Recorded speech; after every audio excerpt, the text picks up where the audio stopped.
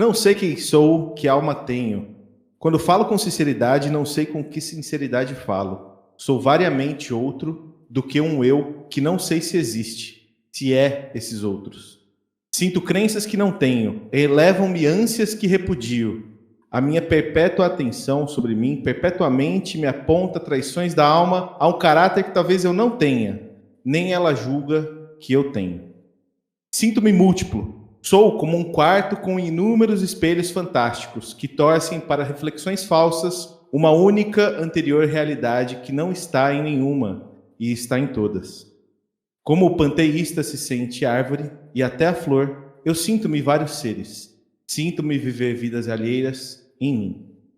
Incompletamente como se o meu ser participasse de todos os homens, incompletamente de cada, por uma suma de não-eus sintetizados num eu postiço.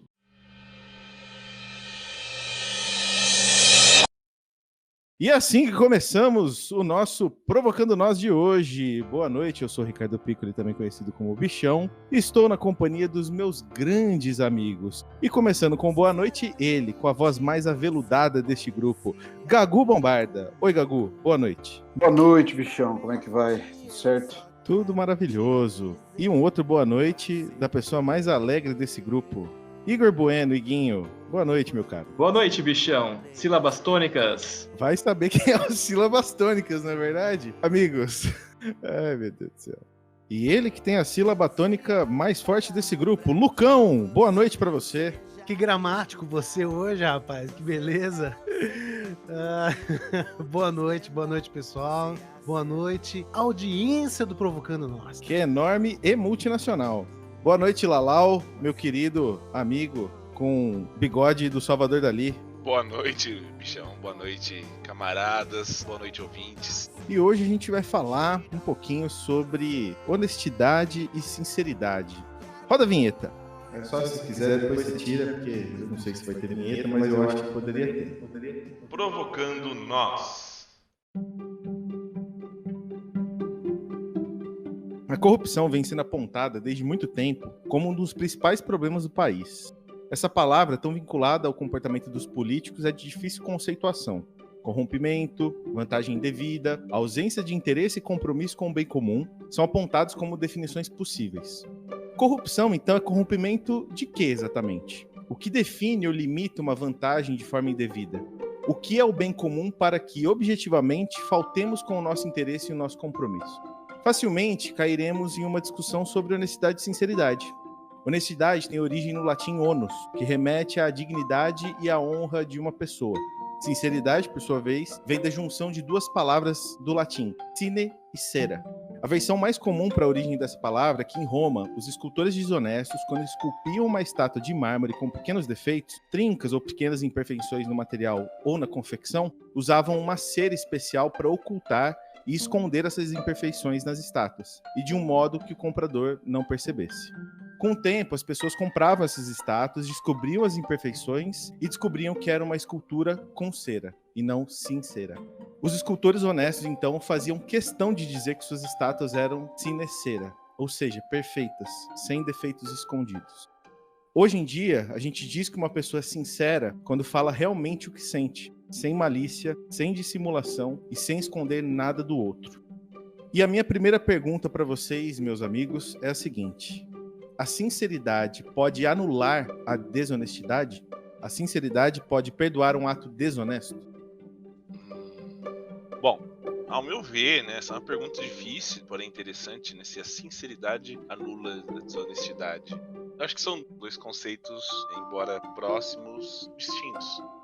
Se em um primeiro momento, do meu ponto de vista, uma pessoa tem uma intenção, uma predisposição, uma dada situação, né, ele tem uma intenção, uma predisposição em que ele está sendo desonesto ou desleal de alguma forma, ele pode muito bem ser sincero com as palavras, no uso da palavra, porém, usando, na verdade, dessa sinceridade, dessa coisa crua, daquilo que ele sabe, né, transmitindo de forma crua aquilo que ele sabe através da palavra, mas com intenções escusas.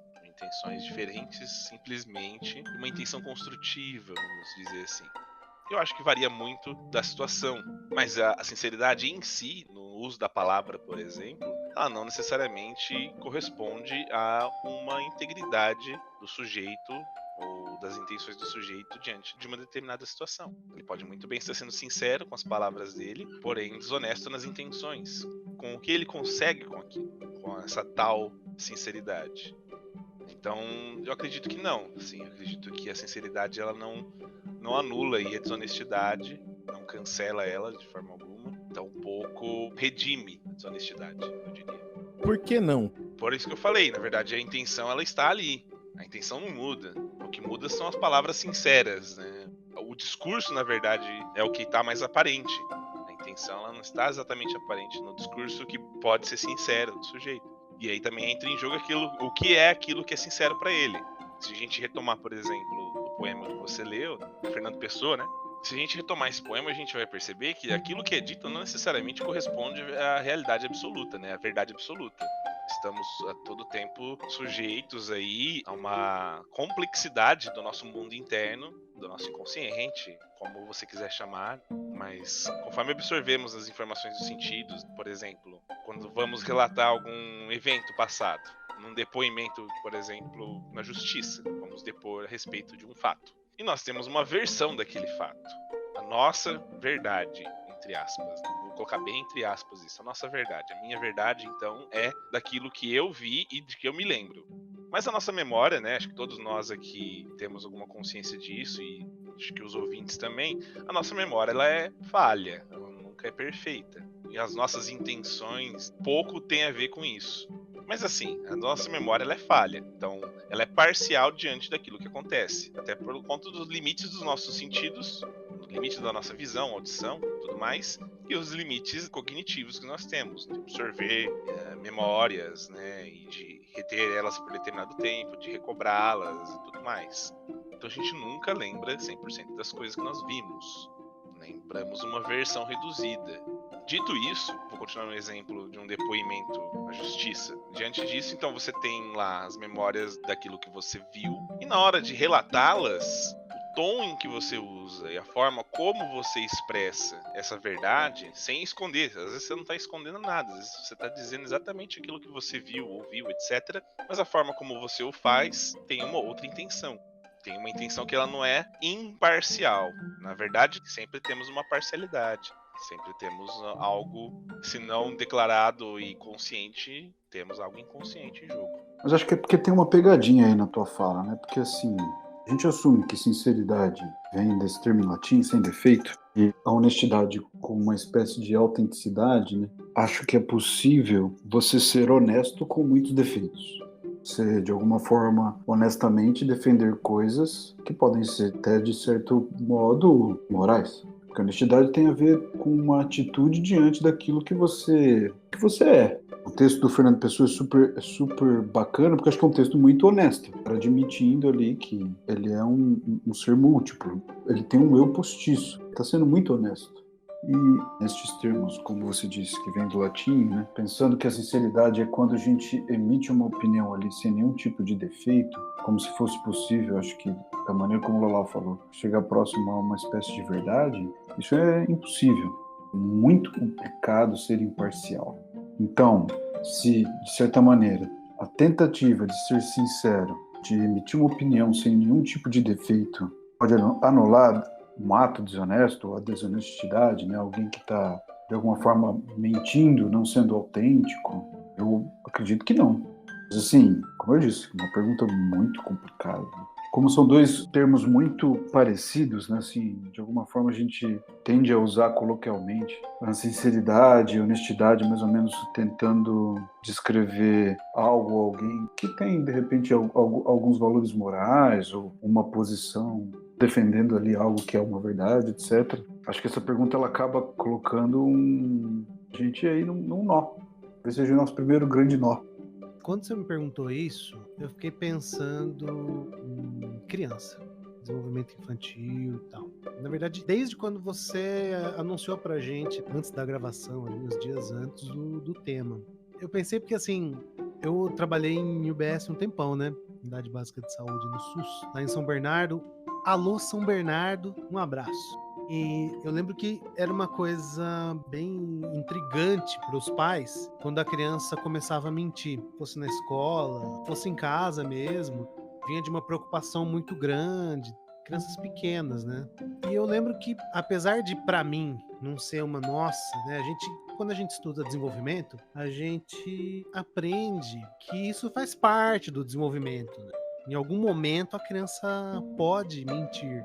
Isso não significa, como muitos pais vinham assim com a preocupação, que a criança ia ser uma psicopata. Esse julgamento moral que até você evoca com essa pergunta, né? Porque quando você pergunta isso, eu penso nisso, assim, tá? É quando uma criança, ela vai ser bem que pega na mentira, assim, né? É muito comum os pais fazerem um teste moral com a criança, de falar, olha, eu achei isso, não pode ter sido outra pessoa, não foi você que fez isso, não sei o quê, né? E esperando que a criança vá se denunciar, né? E que é uma coisa que no meio das conversas a gente falava, pelo menos ela se denunciou, né? Se ela escondeu, que a gente considera errado, pelo menos ela teve a dignidade de falar.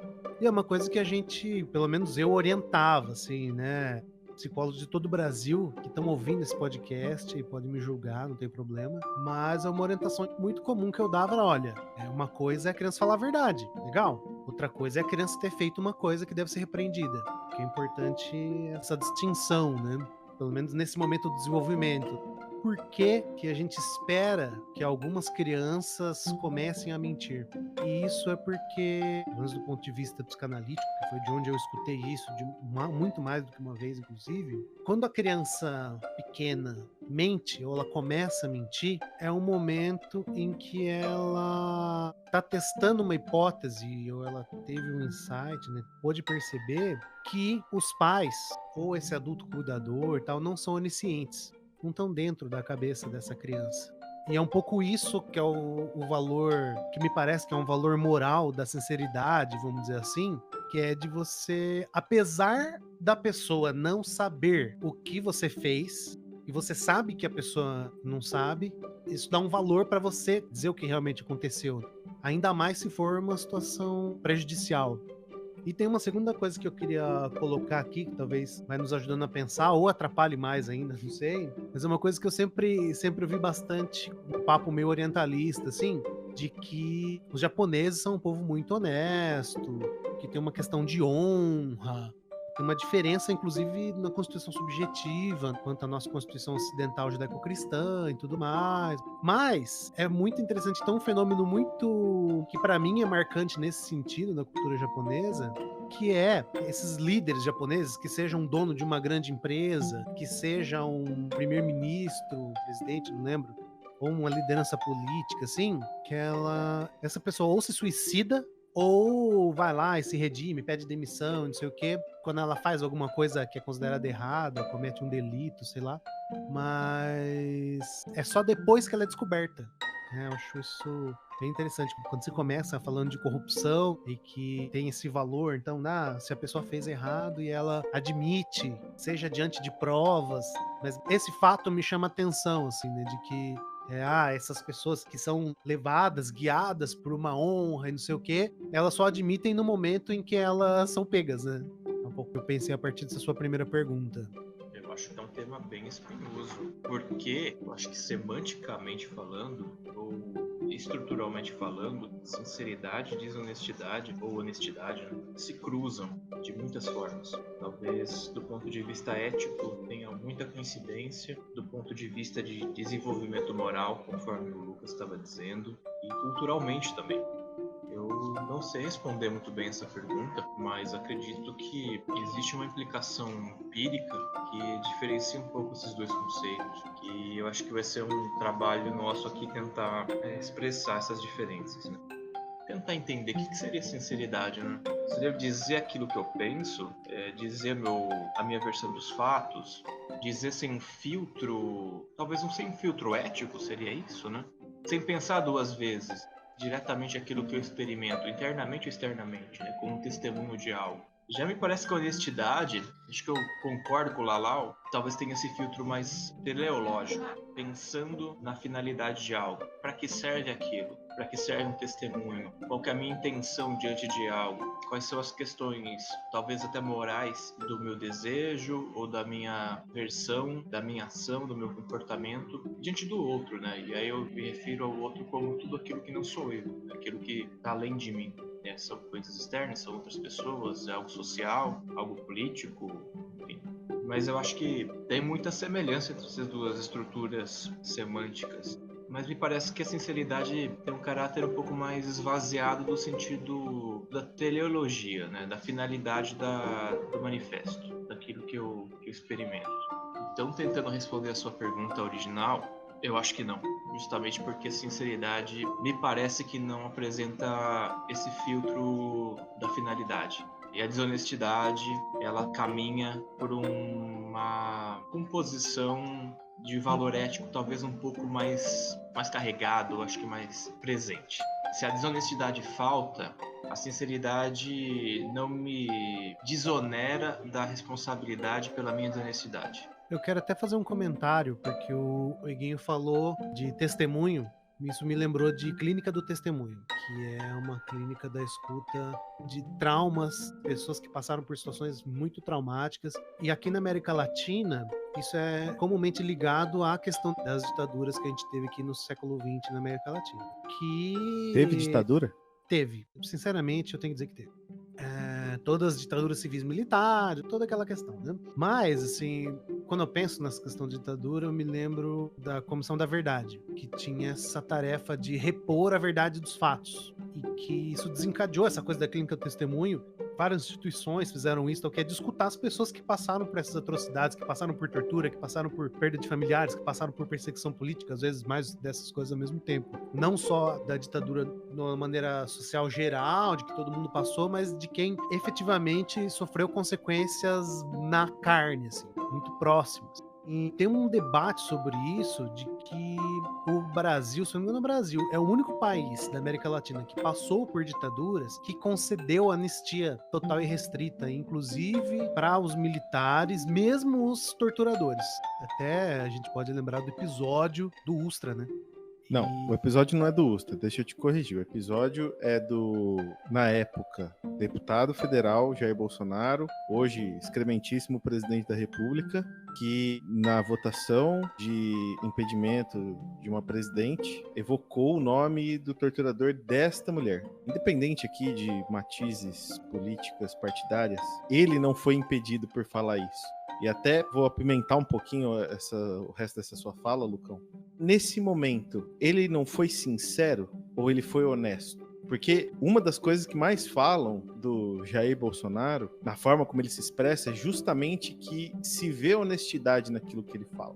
Só encerrando o que eu tava falando, assim, tem essa questão de que no Brasil esses caras não tiveram que pagar por nada. Porque se entendeu, tá, então como todo mundo foi anistiado, porque não...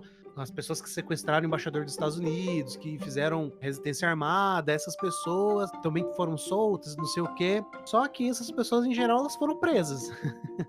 Elas foram julgadas de uma forma sumária quando foram, e foram presas, e várias delas foram mortas, mas os torturadores estão aí, inclusive na psicanálise tem uma chaga gigantesca, que é o caso Amilcar Lobo, que é um cara que era médico dentro de uma delegacia onde existia tortura e fazia formação em psicanálise no Rio. Houve uma denúncia em aula e teve passada de pano da IPA, Associação Internacional de Psicanálise, teve passagem de pano no Brasil, uma confusão gigante. Tem um livro eu preciso falar o nome dela para não ser injusto, Helena Besserman Viana. Tem até um livro que ela escreveu contando um pouco desse imbróglio gigante, que vira e mexe ele é lembrado quando a gente vai falar do papel da psicanálise, dos psicanalistas no Brasil, enfim, de uma certa responsabilidade social, do papel social do psicanalista. Quanto ao comentário que você fez do Bolsonaro, de fato é uma coisa que era até levada como uma virtude, né? O fato dele dizer o que pensa. Que era tanto considerado como uma honestidade, como ele ter a dignidade de falar as coisas que ele acredita, por mais indignas que elas sejam, quanto desse fato dele dizer de verdade o que ele pensa, que seria a sinceridade, né? Seria bom ele não esconder o que ele pensa.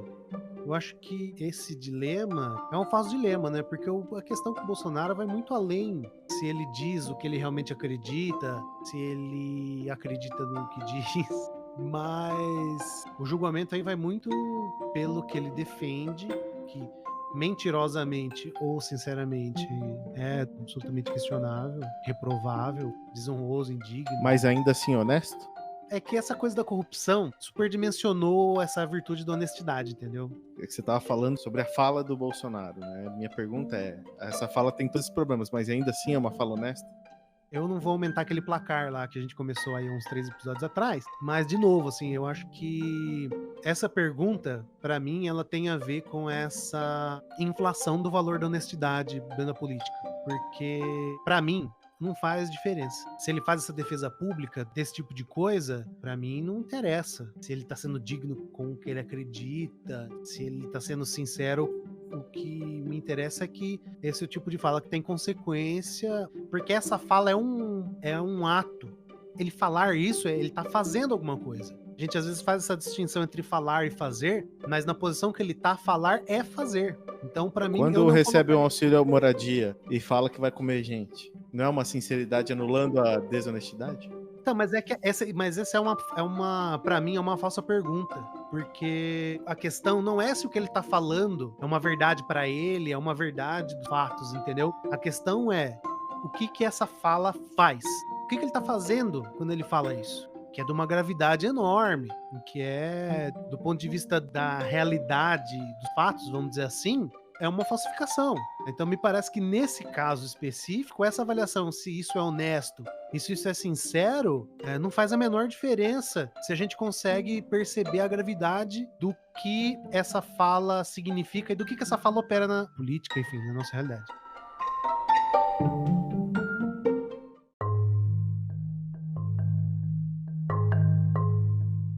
Eu não quero fugir do que o Lucão está falando, porque eu acho que é importante, mas eu vou fazer um pequeno recorte para voltar no poema do Fernando Pessoa, porque, sem querer lançar muita mão da teoria, mas acho que ele explica um pouco de um fenômeno que, de alguma forma, todos nós, se ele, de maneira espetacular, captou e transcreveu. Eu vou ler esse pedaço que você leu, Bichão. Sinto crenças que não tenho, enlevam-me ânsias que repudio, a minha perpétua atenção sobre mim perpetuamente me aponta traições de alma a um caráter que talvez eu não tenha, nem ela julga que eu tenho.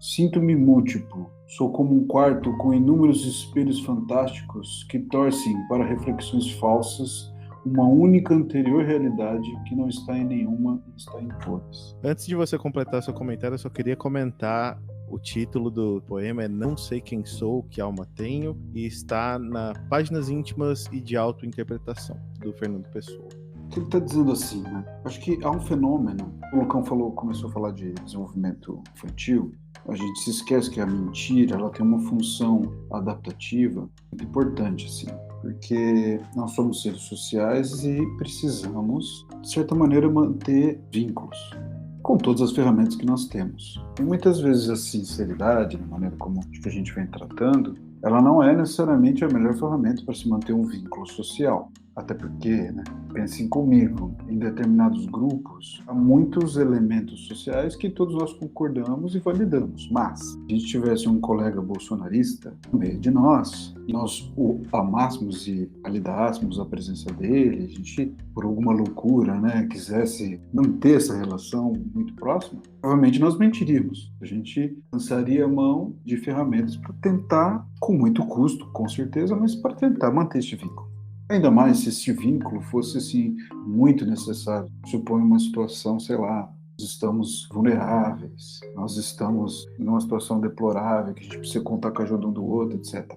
Então, apesar de termos em nós este fenômeno que o Fernando Pessoa falou, de que é uma espécie de alma que está em todos os lugares, não está em nenhum lugar, que a gente tem tantas opiniões dentro de nós mesmos, que a sensação de estar perdido está lá, é um sinal de que nós temos talvez a capacidade de nos adaptarmos a diversos contextos sociais e culturais. Jung vai chamar isso de persona, e ela tem essa importância. E aí a honestidade entra num lugar que acho que é uma ânsia, até por isso acho que o Fernando Pessoa escreveu, de que há uma ânsia em buscar um certo tipo de unicidade e honestidade em nos descrever. Se fosse possível encontrar esta multiplicidade numa unicidade. E, muitas vezes, acho que a honestidade, como ferramenta política, como eu estou falando, entra aí, né? Porque o mundo que a gente vive hoje, acho que vive essa contradição enorme, que é, de um lado, a gente sabe, valida, participa de um mundo absolutamente magético, assim, a gente está no Instagram, a gente está na internet criando personagens e imagens que são muito distantes da realidade e que nós validamos e procuramos, nossa sociedade. De outro, a gente está procurando estes homens que parecem, e que eu acho que acredito sim, serem muito honestos. E aí, parece que pouco importa que tipo de honestidade é essa. Porque eu acho que quando o Bolsonaro fala eu uso o dinheiro do auxílio moradia para comer mulher, ele está sendo muito honesto. E se confunde isto com uma espécie de capacidade ética e moral, né? Como se ele não tivesse nada a esconder, como se ele não tivesse a esconder este lado terrível, sombrio que todos nós temos. Ele meio que se abre, né, a todos, o que eu acredito que é, na realidade também, há pessoas inteligentes por trás disso. Eu não acho que o Bolsonaro simplesmente é o cara que fala só o que pensa. Acho que também tem gente que pensa junto com ele, sabe? Por fim, né, não há, como o Lucão falou, o que interessa de fato é a atitude ética. O que isso tem a ver com a ação? Eu posso falar o que eu quiser, eu posso mentir o quanto eu quiser. O que vai determinar, de repente, a gravidade dos meus atos é o que isso tem a ver com a ação que a minha fala envolve, entende? Mas a procura da honestidade, eu sinto que ela é legítima, entende? É meio que a gente está tentando encontrar, assim como o Fernando Pessoa, a gente está tentando encontrar alguma coisa, e a procura pela coisa em si não é problemática. O problema se dá em como a gente enxerga ela, fica com uma imagem honesta. É só a imagem. O Bolsonaro parece um cara honesto. Ele parece um cara ultra sincero, olha que bacana, ele fala todas as bobeiras que passam pela cabeça dele, sem nenhum tipo de filtro. É uma imagem. Mas quanto mais tempo passa, inclusive, acho que nos noticiários, a gente vê que ele é só mais um baixo clero que está fazendo o que o baixo clero sempre fez no Brasil, mamando e roubando. Então, o adendo que eu queria fazer tem muito a ver com o que o Gago está falando e o que você falou em relação a esse quase caso clínico do Bolsonaro. Aparentemente, se tem um sujeito sincero, mas um sujeito desonesto. Justamente pela finalidade daquilo que se prega, daquilo que ele prega, daquilo que é dito a respeito dele. Quando ele fala de comer mulher com auxílio de moradia, né, se eu estou enganado, é um ato clássico de uma sinceridade desonesta, porque é um dinheiro que não se destinaria a essa finalidade de virtude ética. Então ele pode ser sincero, qualquer que seja o efeito que ele esteja esperando dessa afirmação, mas honestidade é a última coisa que se passa num caso como esse.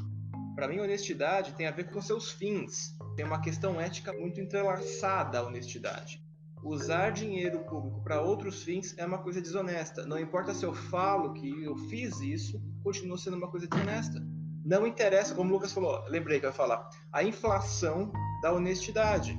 Ou melhor dizendo, a inflação da sinceridade, eu diria. Porque a honestidade se espera no campo público, por exemplo. Que a gente de algum jeito seja honesto nas nossas condutas coletivas, que não cause um mal ao outro. É uma questão que tem a ver com a sociabilização também, né?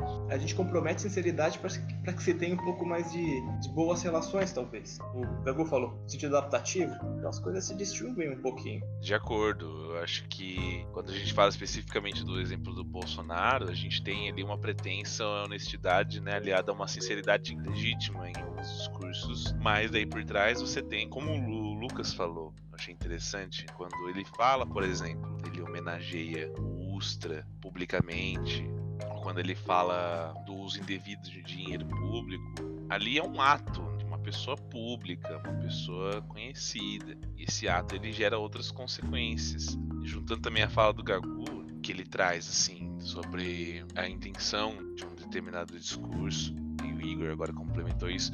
Quando você traz uma fala dessa, de uma sinceridade absoluta, e cria essa imagem de um homem sincero, obviamente vai também transferir isso, né? Acho que a gente faz isso corriqueiramente, né? Nós transferimos, né, a sinceridade para a honestidade. Nós vemos uma pessoa falando de maneira aberta sobre uma coisa muito difícil, que nenhum de nós admitiria público, ele parece honesto. Ele vai criar essa imagem de um homem honesto. Para além disso, vem uma outra intenção, que inclusive foi disso que o Gago falou, que tem pessoas ali por trás do Bolsonaro, que pensam junto e que enriquecem isso, né? Chega pra ele e fala, pode continuar falando as coisas que você fala normalmente, fique tranquilo, porque isso vai ser usado ao seu favor. E de fato cria uma imagem de um homem honesto, e para além disso, todas essas falas elas têm repercussões na moralidade do coletivo. Então muda, na verdade, alguns conceitos, muda-se a forma como nós tratamos determinadas coisas, né, determinados valores, né, da sociedade. Então esses valores se distorcem ou mudam a partir daquilo. E é aí que eu acho que mora, inclusive, a desonestidade presente na figura do Bolsonaro. Enquanto se fala algo com uma pretensa honestidade, né, uma pretensa expressão da honestidade do sujeito, estou falando isso porque eu não tenho nada a esconder, mas na verdade, por trás disso existe uma outra intenção, é criar, na verdade, um espantalho. Frequentemente a gente fala, quando começa uma discussão polêmica sobre um determinado assunto que é importante para a nossa formação em sociedade, de repente vem um negócio, um escândalo do Bolsonaro. O Bolsonaro vai lá e solta uma merda, fala uma merda muito grande, todo mundo fica arrepiado com isso e esquece aquela outra coisa que era importante, que estava sendo discutida ali, né? A gente chama de cortina de fumaça. E é aí que mora a desonestidade, na minha opinião. Pelo contrário, né? A sinceridade, nesses casos, ela não só não anula a desonestidade, como ela favorece a desonestidade. É um negócio muito louco. Porque a gente está acostumado a associar, na verdade, a sinceridade com um caráter íntegro, com honestidade, né? Esses valores que nós temos enraizados, né, na nossa criação, na nossa cultura, de que, ser sincero, falar abertamente sobre assuntos, né, pressupõe uma honestidade, né? Mas não é bem assim, né? Quando a gente para pensar de fato, não é bem assim que funciona. Complementando, né, eu acho que até juntando com o que o Lucas disse, imagine que você tem um sujeito que é homofóbico e se declara homofóbico e age de maneira coletiva a favor de uma homofobia. Esse cara está sendo sincero, mas está sendo, quando ocupado um cargo público que ele tem que zelar pela diversidade democrática, constitucionalmente falando, ele está sendo desonesto. A linha ética de mandamento, por assim dizer, ele está desrespeitando, sendo sincero. Sim, é isso. É daquilo que eu falei sobre valores, né, da sociedade. Você acaba que distorce ou ataca determinados valores e formas de agir, né, formas da população do coletivo agir diante de determinadas questões, né, sociais, por exemplo. E esse exemplo da homofobia, ele é bem concreto, assim, acho que é bem fácil de visualizar.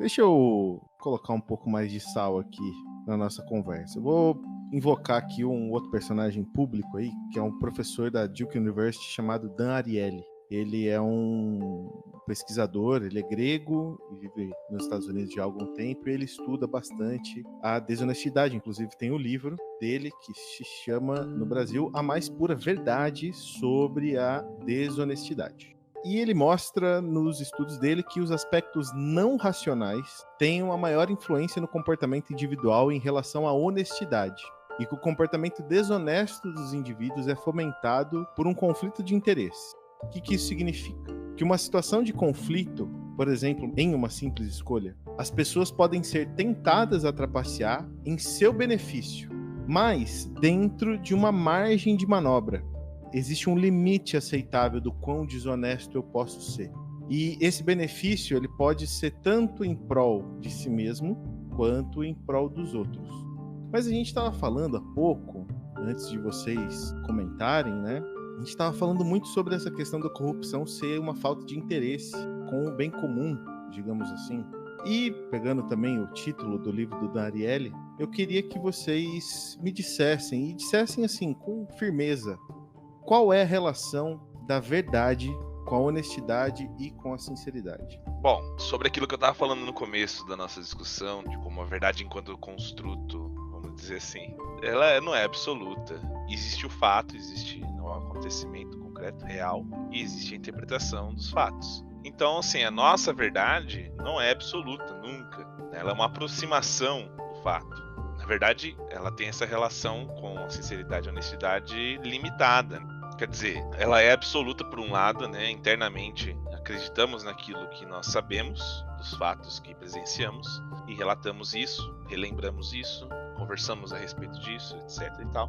Então, ela é absoluta dentro desse pequeno microcosmo. Mas ela, quando confrontada com os fatos, se há essa possibilidade de confrontar com os fatos, eu vejo que de maneira perfeita isso é impossível dados os limites dos nossos sentidos, como eu falei, dados os limites cognitivos, né, da nossa memória. Quando confrontada com a realidade, ela se desintegra.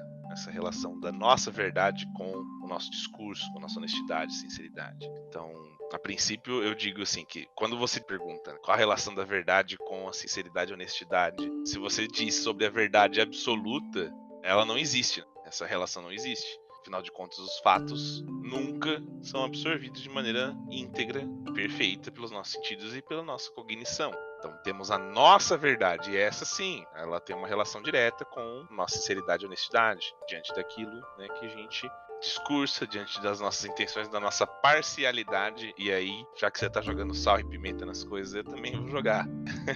Vou dar minha contribuição para piorar um pouco a coisa. Eu acho que em relação à sinceridade parece muito mais fácil você simplesmente relatar de maneira direta aquilo que você presenciou. Mas assim, a honestidade ela é relativa, sempre. Nós, de alguma forma, conscientemente ou não, somos parciais na nossa honestidade. Nossa honestidade sempre vai existir alguma intenção ou alguma vontade por trás daquilo. Mesmo que nós tentamos ser o mais honesto possíveis, de maneira, por vezes, resignada. Às vezes a gente se esforça para ser o mais honesto possível. Mas a própria existência de uma resignação já é, na verdade, uma parcialidade que compromete a honestidade. Então a honestidade, ela é sempre limitada. Ela nunca é integral, absoluta. O Lalau matou a pau aí, porque se a gente entende a verdade como vindo da perspectiva filosófica, ainda mais no mundo de pós-verdade, sabe assim? Pós-modernismo, onde a verdade é aquilo que eu digo, fica muito difícil de traçar aí uma linha para a gente estabelecer o que é verdade.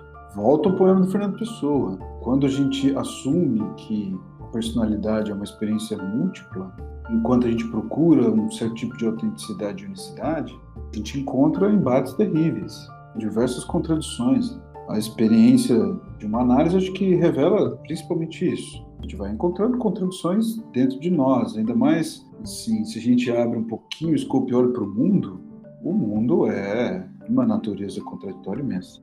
Então, buscar uma verdade aí no meio. Agora, eu acho que é possível buscar honestidade, buscar, de certa forma, a defesa daquilo que se é. Isto, eu acho que é alcançável. Nesse sentido, a gente pode até ser sincero, mas muitas vezes, inclusive para ser honesto, é preciso não ser sincero, entende? Pelo menos não completamente sincero.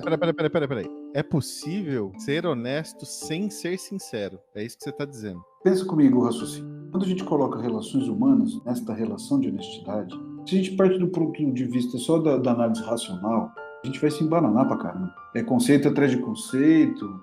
E se a gente vai para a experiência prática, vamos supor que um membro da minha família é uma pessoa arrogante. Se eu tenho sentimentos ali por essa pessoa, não necessariamente eu posso chegar a ela, mesmo que ela me incomode, e dizer, puta que pariu, com você é arrogante. Talvez até por uma noção de cuidado eu possa dizer, olha, talvez você precise baixar a tua bola. Essa não é necessariamente uma resposta sincera, mas é uma resposta que eu acho que carrega uma honestidade. Você está tentando. É aquilo que o Igor falou, é o que o Lalau falou. Existe uma tentativa. Isso é importante. Né? Você está tentando alcançar alguma coisa com a tua atitude. E para preservar, né, relações, para preservar coisas, e aí o jogo político entra, né? Porque, de alguma forma, para entrar no jogo político, às vezes não é tão inteligente ser absolutamente sincero. Você pode ser, sim, muito honesto. Ser absolutamente sincero pode ser uma armadilha.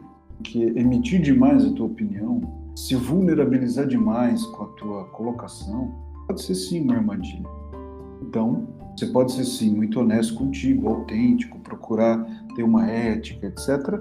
Mas não ser necessariamente tão sincero assim. Mas se a gente pegar a origem que eu trouxe aqui sobre a palavra sinceridade, que é não terceira para as imperfeições, nós não somos perfeitos, cada qual ao seu modo, e, portanto, cada vez que a gente fala alguma coisa, a gente não está sendo sincero naturalmente? Não. Isso me lembra, nossas aulas, somos psicólogos aqui, é a mesma coisa que igualar comportamento verbal com comportamento não verbal. É falar que aquilo que eu relato corresponde a algum tipo de resposta legítima. São coisas diferentes. Bom, isso levando em consideração a nossa basezinha, Fuscariana. Parem as máquinas, temos um behaviorista na sala. Pelo amor de Deus, não me atribua isso. Mas enfim, é a mesma coisa que você dizer que aquilo que eu falo é verdadeiro. Verdadeiro no sentido de que é sincero. Só que aquilo que eu falo pode aparecer atravessado de milhares de falsidades, de falsificações. Então acho que não. Até porque o conceito de perfeição é um conceito que vem de uma palavra grega que significa encerrado. Então, não somos seres perfeitos a não ser na hora da nossa morte, que aí acabou. A gente não tem mais como se desenvolver. E esse conceito vem dessa ideia, aquilo que está pronto, não no sentido de ser excelente, e sim no sentido de não caber mais desenvolvimento. Então, não acho que necessariamente nós somos perfeitos e sinceros, né, na nossa própria unicidade. Acho que não. Nós somos seres muito coerentes, cara. E faz parte do jogo, assim. As pessoas, no primeiro momento, as pessoas que votam lá no Witzel amam o cara, porque ele quer botar a bala na cabeça do pessoal. Ele brinca com o Bolsonaro, já absolutamente não quer saber do cara. É muito difícil manter esse negócio que é a coerência. Portanto, é muito difícil ser o tempo todo honesto também. Mas eu não concordo também, estou com o Igor. Outra coisa que da imagem que você trouxe de sinceridade, da definição, eu acho que essa ideia está muito associada à honestidade. Apesar de que na sua origem se trata de sinceridade, né?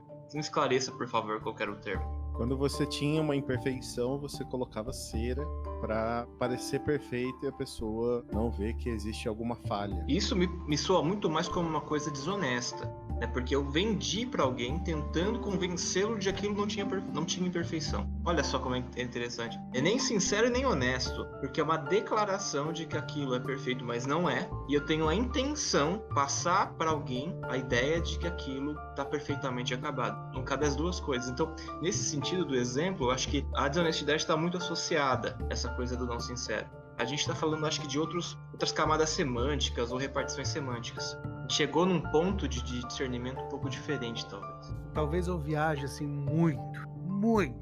Não sei nem se isso tem a ver exatamente com o que o bichão perguntou.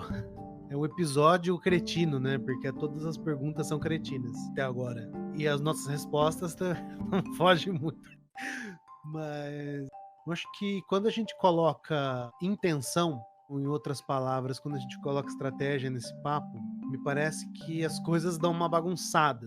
A minha impressão, quando a gente vai conversar sobre isso, não sei se isso tem a ver com a gente ter um percurso clínico, em que, de alguma forma, a sinceridade, a honestidade, elas podem não ser temas, mas elas são questões que a gente trabalha, né? A gente admite que as pessoas estão falando coisas pra gente que podem não ser verdade. E às vezes nem interessa muito se é verdade ou se não é.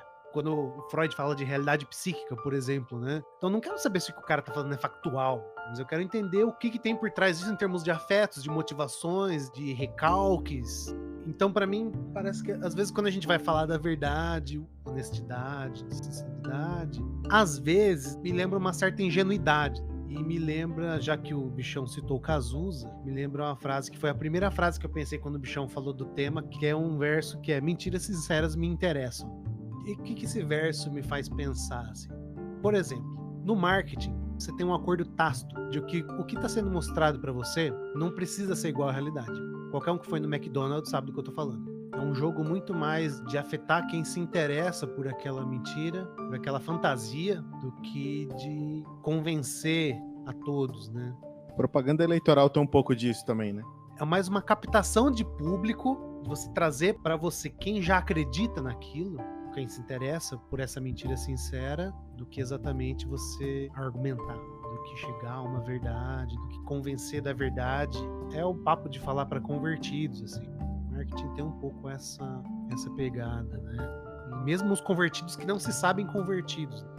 E isso me ajuda a pensar um pouco a relação com a verdade. Do ponto de vista de que quando você começa a pensar assim, o que o Bolsonaro queria, dizendo o que ele disse do auxílio emergencial, dizendo o que ele disse do Ustra, me parece que essa verdade factual, vamos dizer assim, ela fica de lado porque você já está falando de avaliações. Não é uma falsificação no sentido de que ele não está falando que não existiu ditadura, ele está falando que matou pouco.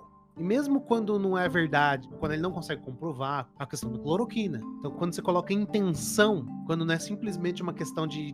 Quando não é uma porta lógica, vamos dizer assim. Então, não é que tá vindo um sinal, daí ele vai continuar aquele sinal ou não, mas vocês falam de disputa de narrativa, né? No marketing também se fala de narrativa, que é como você conta uma história em que as pessoas vão aderir a isso. Acho que quando vem com esse conceito de pós-verdade, eu acho ele muito mais um conceito temporal, assim, tá tentando descrever um certo fenômeno muito bem localizado, né, do que um conceito filosófico, mas me parece que tem, quando essa questão de por que isso está sendo feito, essa conversa entre honestidade e sinceridade, ela evapora um pouco, né? São conceitos que perdem força. Porque agora não se trata, por exemplo, na questão do Bolsonaro, de dizer se ele mente ou não. Porque é o mesmo caso da Terra plana. Não é uma questão de ver se o cara tá falando a verdade, mas o problema da questão da Terra plana é que tem pessoas que acreditam nisso, que compram isso como verdade. Isso tem um valor para elas, e elas ou socialmente não admitem que acreditam, ou hoje, como a gente vê, elas ganham essa força social, essa força de comunidade, vamos dizer assim, de serem sinceras entre elas, e com a força da comunidade serem sinceras para além de si, para além desse pequeno mundinho de convenções, e podem admitir isso.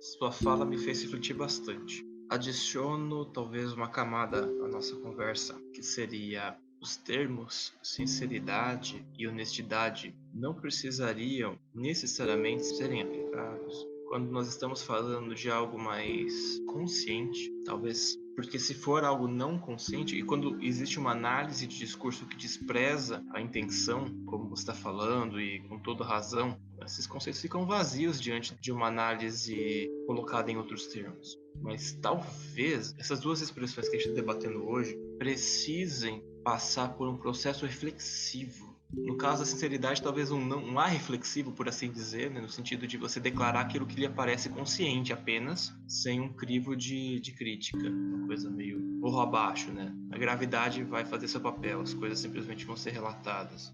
Enquanto que a honestidade parece que tem um papel um pouco mais ético envolvido. De qualquer maneira, acho que talvez essas coisas tenham muito a ver com a consciência, no sentido quase de um fenômeno mesmo.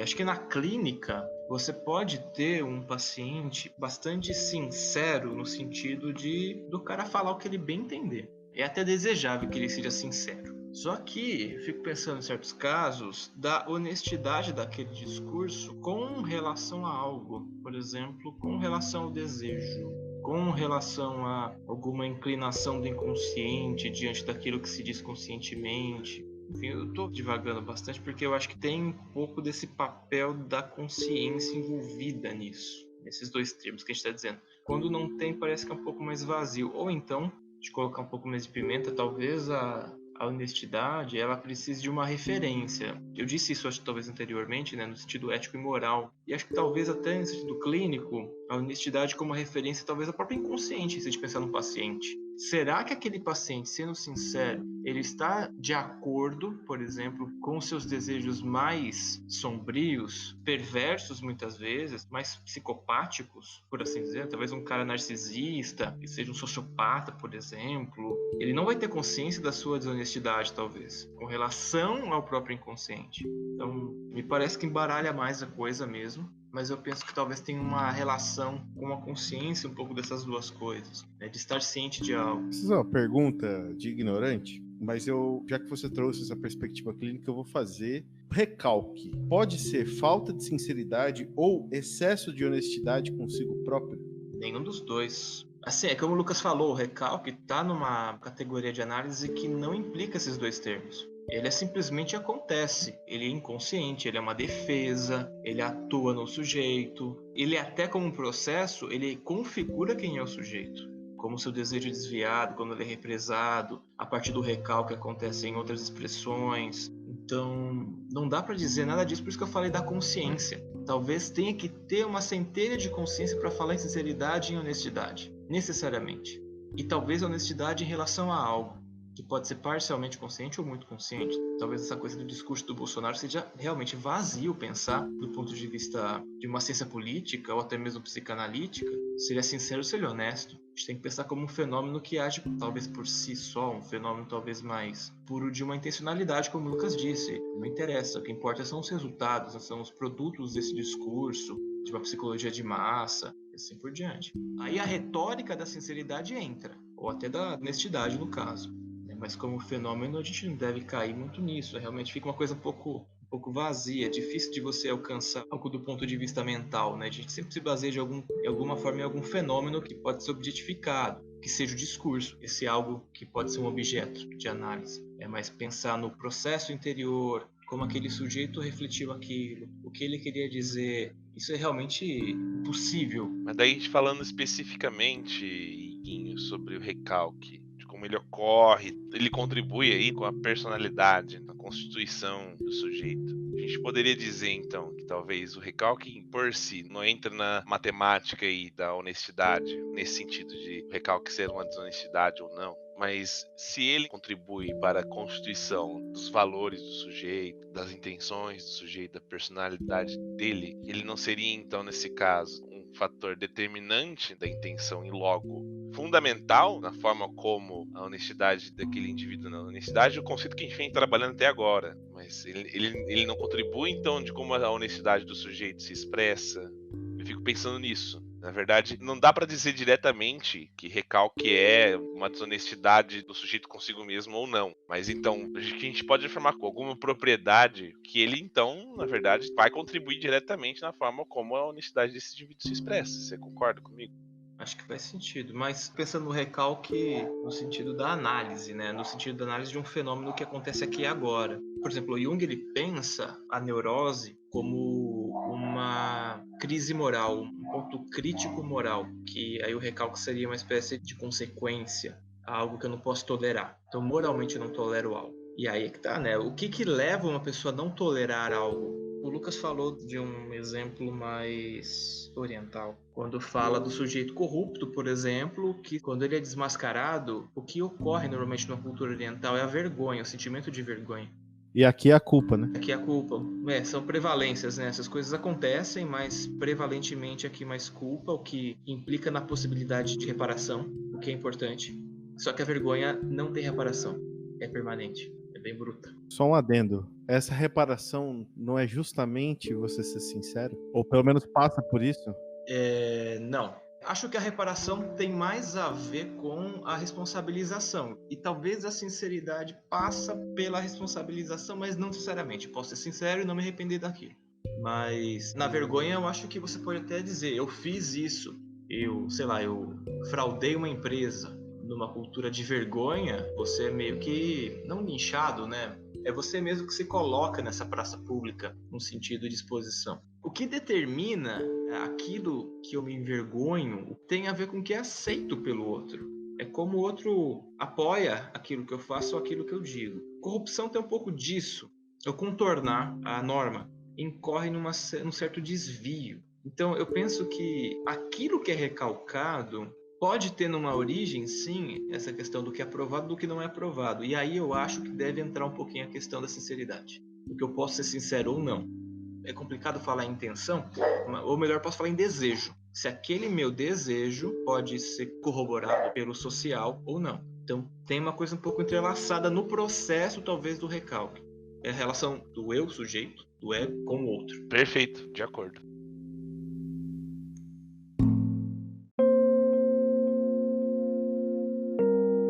Deixa eu pescar um outro ponto aí. O Lucão trouxe essa questão do Japão e até outras coisas foram faladas nesse sentido. A gente aqui no Brasil tem qual seria o termo, né, para eu não adjetivar isso, mas existe uma artimanha, um artefato jurídico, principalmente ligado a casos de desvio de verba pública ou aquilo que a gente começou falando, né, a tal da corrupção. Mas essa artimanha é a tal da delação premiada.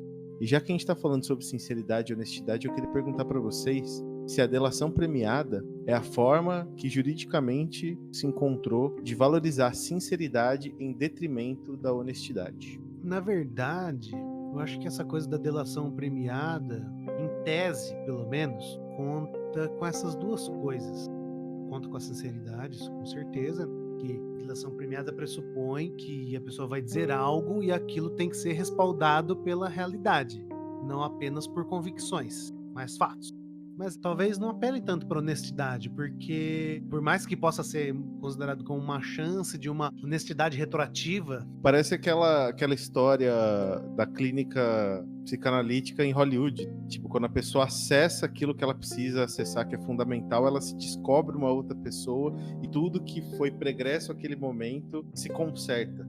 Eu entendo, mas eu acho que não tem muito a ver com a questão da delação premiada em tese, porque a ideia é que ela possa, de alguma forma, pagar uma parte do que ela fez, ajudando a desfazer o todo do que ela fez e participou e sabe, enfim. Mas é uma coisa que é feita à força, né? A delação premiada, ela é parte de uma negociação.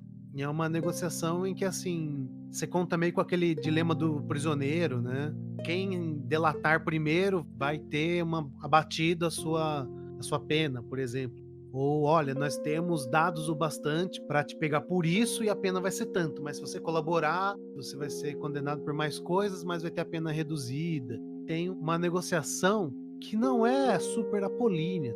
Não é uma coisa de uma perfeição, de uma limpeza total. Na verdade, não é uma negociação sincera? É uma negociação sincera, mas a delação premiada em si, ela não é motivada por uma vontade de sinceridade. Porque senão ela seria só delação, né? A delação premiada tem esse lance de troca. E é uma troca que tem uma balança de poder também. Quem ceder é porque tem ou acha que tem vantagem. Isso pensando no jogo inocente da lei escrita no papel, né?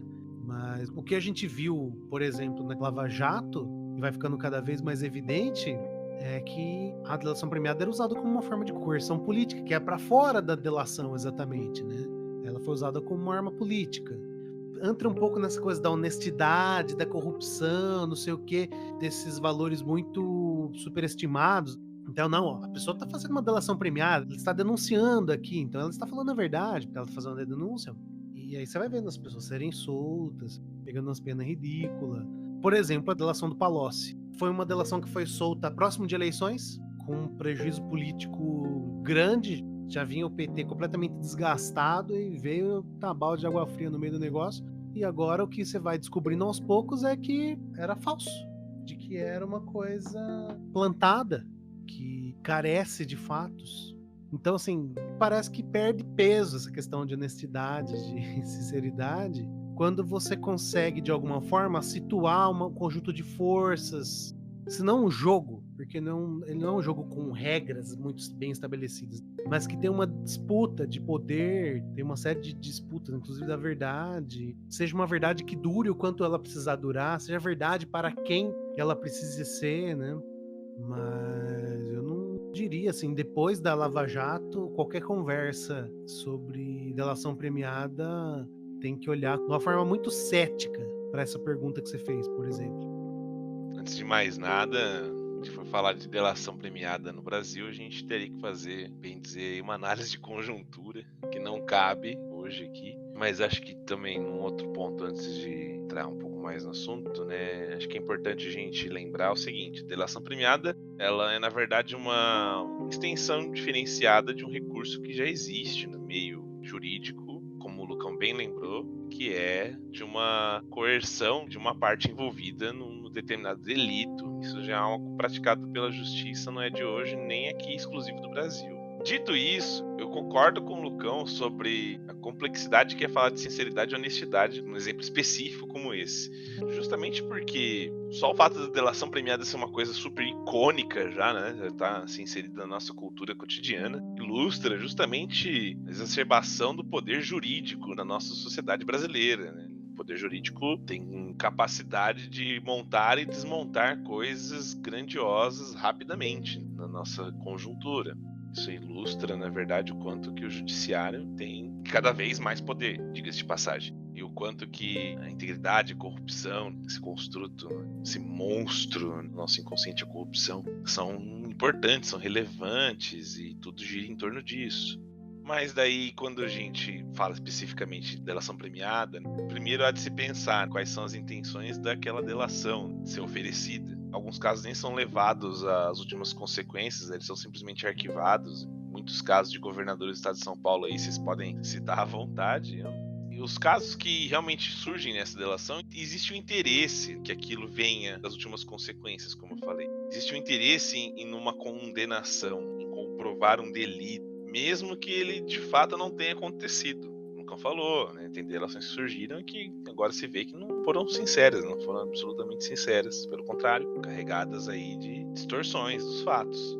Então, assim, quando a gente pensa sobre as intenções de uma delação ser oferecida, a gente não deve ser inocente o suficiente para acreditar numa busca pela verdade dos fatos, e sim numa comprovação de algo que é de interesse de algum poder terceiro. Então, só pela existência de uma oferta de delação, ela já é, na verdade, desonesta, segundo os pressupostos que giram em torno do conceito que nós temos de julgamento, de leis e de organização de uma sociedade através das suas leis. Então já corre aí numa desonestidade, que está bem enraizada, inclusive. E aí, em seguida, né, acho que vem depois também, pode muito bem oferecer lá para um determinado político, né, sei lá, supor que Bolsonaro perde pouco prestígio que ele ainda tem com o Centrão, e aí resolvem desbancar ele de vez, e alguém chega lá para um aliado político dele lá que tá para ser condenado e fala assim, ó, é o seguinte, se você falar isso, você sai livre aí da tua condenação que tá para sair, ou você vai ser bem atenuado, você só vai ficar aí uns 5 anos preso e tal, a gente nem vai sequestrar todos os seus bens. Mas daí você fala aí que tem uma linha de investigação que estamos fazendo a respeito do Bolsonaro, que se você comprovar aí algumas coisas, se você disser que é verdade, possivelmente aquele indivíduo vai ser tentado a isso, né? Ele vai trazer um relato que vai ser desonesto, mentiroso, então ao contrário da sinceridade, ele vai ser cheio de cera, não sem cera, porque é de interesse daquele sujeito. Então, quando a gente olha para isso, a gente não deve ter realmente a inocência de acreditar que esse mecanismo que existe, né, jurídico, e não só, né, mas também até na justiça pequena, policial, não só aqui no Brasil, tá? Em qualquer lugar, vai se ter um interesse muito grande, na verdade, em usar esse mecanismo, né, como uma testemunha confiável de dentro de um esquema ou próxima de um suposto delito para comprovação deste. É favorável à justiça, não à verdade. Queria fazer só uma partezinha, inclusive tem até um estudo célebre sobre falsas memórias em testemunhas, né? Deve ter online já, mas ela tá nos 50 estudos que mudaram a psicologia, né? Que é o estudo da Elizabeth Loftus, de 75. 40 estudos. Isso mesmo. Mas é isso, esse livro é bem legal, inclusive. Não é verdade o que eu falei, mas eu tava mentindo? De forma alguma. Você foi completamente sincero, na verdade, da forma como você lembrou. Olha só, temos um exemplo concreto aqui. Enfim, era isso mais ou menos o que eu queria dizer a respeito desse lance da delação. A gente realmente não deve associar aí muito esses valores de honestidade e sinceridade, a não ser que você queira fazer uma avaliação bem concreta e real, assim, do quanto que isso é desonesto, na verdade. E a que serve, na verdade, essa desonestidade, né?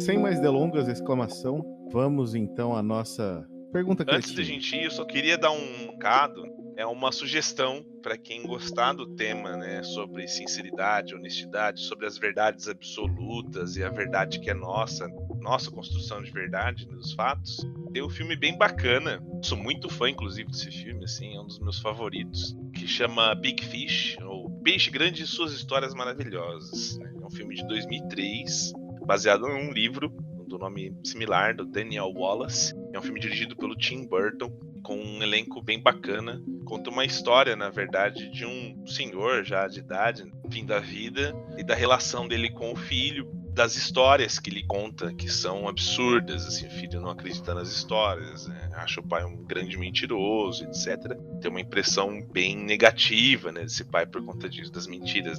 Eu recomendo bastante assistir esse filme, porque eu acho que trata bastante desse tema, assim, para os interessados. Trata de uma forma, né, lógico, teatral, né, cênica, que eu acho que até ajuda, na verdade, a gente a absorver um pouco disso, né, desse tema, mais falando, na verdade, sobre a verdade e sinceridade do que especificamente sobre honestidade. É isso. Eu queria sugerir também um filme na Netflix, chama O Primeiro Mentiroso, em inglês é The Invention of Lying, do Ricky Gervais, que é basicamente um mundo hipotético em que não existe mentira e uma pessoa mente pela primeira vez, inventa mentira nesse mundo. É uma comédia levinha, mas bem interessante também. Acho que esses conceitos de sinceridade, honestidade, eles estão muito presentes nesse filme. Ótima recomendação, é que eu ia fazer também. Então vamos a ela, a pergunta cretina do dia. A civilização resistiria à total, completa e irrestrita sinceridade? Gagu, 1 minuto na tela, valendo. Bom, para me manter coerente com o que eu disse hoje, eu acho que não, pelo menos não no estágio de consciência que a gente tem hoje, assim. Mas um dia, se a gente atingir, né, um estado paradisíaco no qual não há nenhuma forma de melindre ou nenhum medo de se perderem as relações, onde a honestidade pode ser garantida em todas as situações, sim. Mas não é esse o caso, né? Então, na minha opinião, não é possível. Muito obrigado pela sua opinião. Lalau, a civilização resistiria à total, completa e restrita sinceridade? Sim ou não? 1 minuto. Não a civilização como nós a conhecemos no momento. Eu acho que fosse total e restrita essa sinceridade / honestidade. É um mundo bem fictício, fantasioso, mas se tal coisa acontecesse, eu acredito que na verdade existiria uma outra forma de civilização. Outra construção completamente, e para mim na verdade é algo absolutamente alienígena pensar numa tal sociedade, mas acredito que seria possível, que essa civilização sobreviveria, porém transformada em algo completamente diferente. Igor Bueno, a civilização resistiria à total, completa e restrita sinceridade? 1 minuto na tela para você. Nossa, depois disso fica difícil, mas sendo mais sincero, não sei dizer. Porque mesmo se a gente considerar que nós tenhamos um rearranjo social, civilizatório, a ponto da gente dizer irrestritivamente verdades, de maneira sincera, melhor dizendo, eu não sei se seria o bastante para preservar um contrato social. Eu tenho as minhas dúvidas. Eu não sei se seria o bastante. A sinceridade, ela seguraria as tensões das diferenças humanas. Eu não tenho certeza. Tempo esgotado. Lucão, para encerrar, a civilização resistiria à total, completa e irrestrita sinceridade? Sim ou não? 1 minuto na tela. Eu acho que sim, porque dependendo do grau de dissimulação, é uma coisa que a gente vê hoje, dá para você conviver com as mais brutas verdades e ela pode não significar nada. Você pode dizer a verdade sobre tudo, mas sem uma implicação, ela não importa muito. E aí a gente segue vivendo uma fantasia bem, que pode ser árida, mas ela sincera, né? Sem furos. Bem lisinha, assim, bem lixada, embora horrível ou cruel. E com isso, terminamos o nosso episódio. Gostaria de agradecer demais a presença de todos aqui, meus queridos amigos. É uma saudade desgraçada que estou de vê-los pessoalmente. Para você que nos ouve, antes de dar nosso boa noite, nos siga nas redes sociais. @ProvocandоNós, que tá por aí, passeando na sua timeline. É só você nos achar. Lalau, boa noite, meu querido. Bons sonhos. Boa noite, um grande abraço a vocês todos e a quem tá ouvindo. Espero que tenham gostado da discussão, assim como nós gostamos de discutir esses assuntos, esses nós complicadíssimos, né, desses conceitos, né, dessas construções abomináveis. Uma boa noite. Lucão, boa noite. Boa noite para nós, mais uma noite leve garantida. Todos nós aqui vamos ter, depois dessa discussão fácil e bem articulada, com certeza sonhos aí de comercial de margarina, que todo mundo sabe que é falso, mas a gente combinou de continuar acreditando, então foda-se. Iguinho, meu amor, bons sonhos para você. Vou sonhar contigo essa noite. Nos vemos na próxima. Foi um prazer falar com vocês. E gostei muito do tema. É bem complexo. Eu acho que tem muitas camadas. E a gente, de fato, não termina esse dia com respostas prontas, com uma perspectiva fechada. Acho que tem muito a ser discutido a respeito disso. E acho que lança também muitas dúvidas esse assunto pra gente. E, né, por falar em sonhos, vamos consultar nossos sonhos, porque quem sabe a resposta não está lá, no nosso inconsciente. Faça análise. Rodio fez do merchan. E depois deste merchan, eu gostaria de passar a palavra e o boa noite sincero, carinhoso do nosso querido Gagu Gagu, uma boa noite pra você. Boa noite, gente. Até a próxima oportunidade. Foi muito bom novamente estar aqui. Embora hoje a gente levou o nível aí do negócio, porque, como todo mundo falou, hoje essa discussão de fato foi, eu acho que, o nosso primeiro grande nó. Estamos aí para continuar com eles, criando mais outros. Boa noite para todo mundo. É isso, eu dou meu boa noite aqui pra vocês. Gostei muito das atuações finais. Aquele abraço.